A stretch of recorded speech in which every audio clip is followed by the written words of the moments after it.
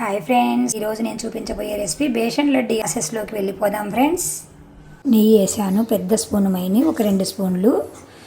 సన్న మంట మీద ఈ శనగపిండిని బాగా వేయించుకోవాలి.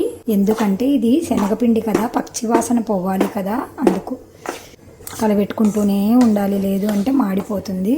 ఇట్లా పట్టుకుంటే బాగా వేడి అవ్వాలి. కొంచెం కలర్ చేంజ్ అవుతుందండి. కొంచెం మందపాటి లైలో వేయించుకున్నామంటే మాడిపోకుండా ఉంటుంది. ఎంత శనగపిండి తీసుకుంటామో అంత చక్కెర మనము మిక్సీకి పట్టుకొని మెత్తని పౌడర్ చేసుకోవాలి. ఇలా పొడి చేసుకున్న ఈ చక్కెర పొడిని కూడా ఈ శనగపిండి మిశ్రమంలోనే వేసి బాగా కలబెట్టుకోవాలి. వద్దు మేము స్వీట్ తినము అనుకుంటే శనగపిండి 1 గ్లాస్ అయితే 3/4 గ్లాసు చక్కెర తీసుకోండి. శనగపిండి మిశ్రమంలో మనం చక్కెర పొడి వేసాం కదా, గంటెతో కలబెడితే సరిగా కలవదు అన్న ఉద్దేశంతో నేను ఇలా చిన్న చిన్న ఉండల్లాగా ఉంటే కూడా ఇవి నలుపుకుంటూ ఇలా చేత్తో కలబెట్టుకుంటున్నానండి. మీరు కూడా అలాగే చెయ్యండి. ఇది అమ్మవార్లకు కానీ దేవుడికి ప్రసాదంగా, ఏ దేవుడికైనా అమ్మవార్లకు ముఖ్యము, ఏ దేవుడికైనా ప్రసాదం లాగా పెట్టొచ్చండి. నెయ్యి తీసుకొని కరగబెట్టుకోవాలి, చూసుకొని వేసుకోవాలండి. దాదాపుగా 1 కిలో శనగపిండికి అయితే 300 గ్రాములు అలా పడుతుంది నెయ్యి. ఇంకా స్టవ్ ఆపేసుకోవడమే. జీడిపప్పులను సన్నగా తుంచుకొని వేయించి పెట్టుకున్నాను.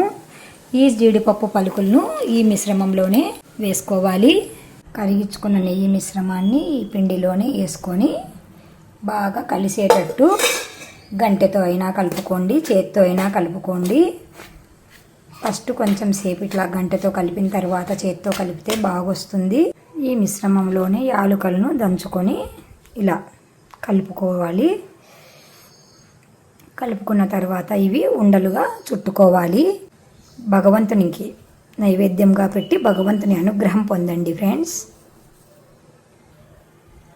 ఇలాగా మీకు నచ్చిన సైజులో ఉండలు కట్టుకొని మనము స్టోర్ చేసుకున్నామంటే 20 డేస్ లేదా 1 మంత్ వరకు కూడా చాలా బాగుంటాయి. అంతవరకు నిలబడవు ఫ్రెండ్స్, అంత టేస్టీగా ఉంటాయి.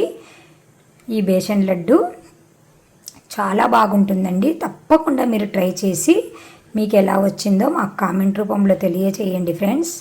అధిక జ్యేష్ఠ మాసం కదా ఇప్పుడు నడుస్తుంది. అధిక మాసం సందర్భంగా లలిత అమ్మవారికి 33 బేసన్ లడ్డు చేసుకొని పోవాలన్న సంకల్పంతో నేను చేస్తున్నానండి. మీరు కూడా గుళ్ళోకైనా ఇంట్లోకైనా ఇలా ఈజీ అయిన ఈ ప్రసాదాన్ని చేసి దేవునికి పెట్టండి ఫ్రెండ్స్. చాలా టేస్ట్ ఉంటుందండి, చాలా బాగుంటుంది. చాలా సింపుల్ పని, మనకు ఎక్కువ కష్టపడాల్సిన అవసరం కూడా లేదు. ఒకటి ఇంట్లో కానీ ఒకటి గుళ్ళో కానీ 2 చేసి పెట్టుకున్నాను ఫ్రెండ్స్. మీరు కూడా తప్పకుండా ట్రై చేసి మీకు ఎలా వచ్చిందో మాకు కామెంట్ రూపంలో తెలియజేయండి ఫ్రెండ్స్. Bye bye friends.